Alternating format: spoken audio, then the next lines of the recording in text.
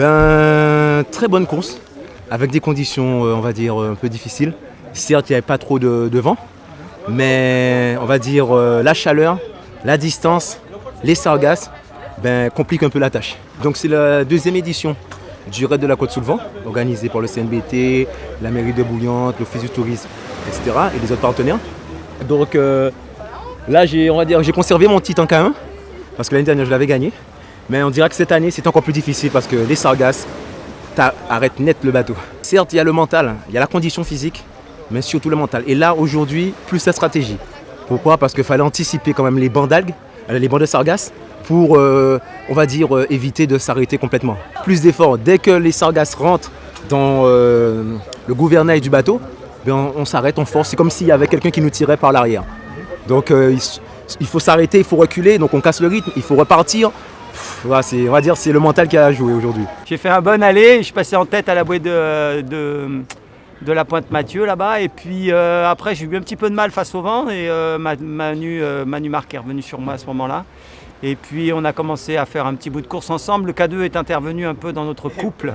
Et c'est là que j'ai un peu explosé. Après on a rencontré beaucoup de sargasses et là c'était vraiment pas simple. C'est pas facile quand on prend des sargasses dans le gouvernail, il faut s'arrêter, dégager le gouvernail et repartir. Et j'ai été moins malin que les autres à ce jeu-là. Donc j'ai eu un petit peu de mal à finir les 3 derniers kilomètres, mais bon, c'était sympa. C'est clair que quand on prend de la sargasse, qu'on est obligé de s'arrêter, de marche arrière, dégager le gouvernail, repartir et que les copains eux ne sont pas arrêtés, on a pris 30-40 mètres quoi. Mais bon, il y avait de la sargasse pour tout le monde, hein. J'ai juste été moins combatif que mes collègues qui ont bien tenu. C'est une compétition qui est vraiment originale, j'espère qu'elle va s'inscrire dans la durée parce qu'elle est particulière, elle est sur du plat, côte sous le vent. Bon, c'est vrai qu'on n'a pas de chance, les sargasses sont arrivées il y a quelques jours et voilà, ça nous a un petit peu gênés. Mais sinon, le parcours est magnifique, on est passé au-dessus de l'île et Pigeons, là il y avait des poissons partout, là c'est juste magnifique quoi, c'est à refaire. Merci Bouillante. Ça y est, on y est arrivé, c'est la 2e édition, c'était pas évident parce que tout est délocalisé. En fait, le club est à Rivière-Sens et on a voulu, si vous voulez, mettre en valeur la Côte sous le Vent parce que jamais, on n'avait pas de course jusqu'à présent sur la Côte sous le Vent. Donc c'est pour ça que c'est la 2e édition du raid de la Côte sous le Vent. Alors c'est un peu difficile pour les kayakistes parce que, évidemment, vous l'avez vu, il n'y a pas de vagues.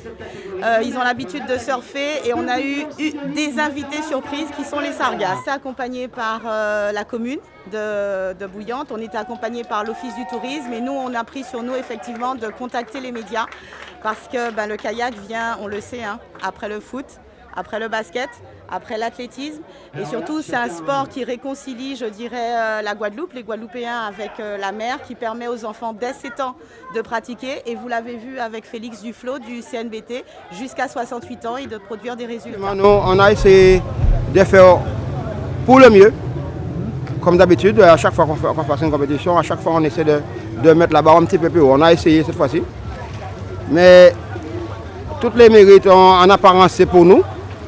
Mais il faut savoir que si on n'a pas les bénévoles, si on n'a pas la municipalité de Bouillante qui nous a aidés, et tous les bateaux de sécu, c'est des bénévoles, je ne pourrais pas citer leur nom parce qu'il y en a trop, ça va être trop long, et l'office de tourisme, et la ligue de kayak, et bien sûr le club.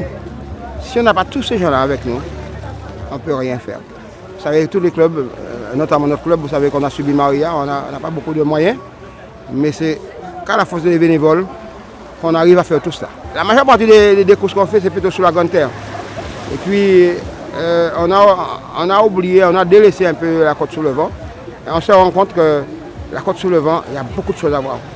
Il y a beaucoup de sites historiques et déjà passés autour de l'îlet. Que demande le peuple? On a les sponsors derrière nous, comme l'Office de tourisme de la mairie de Bouillante.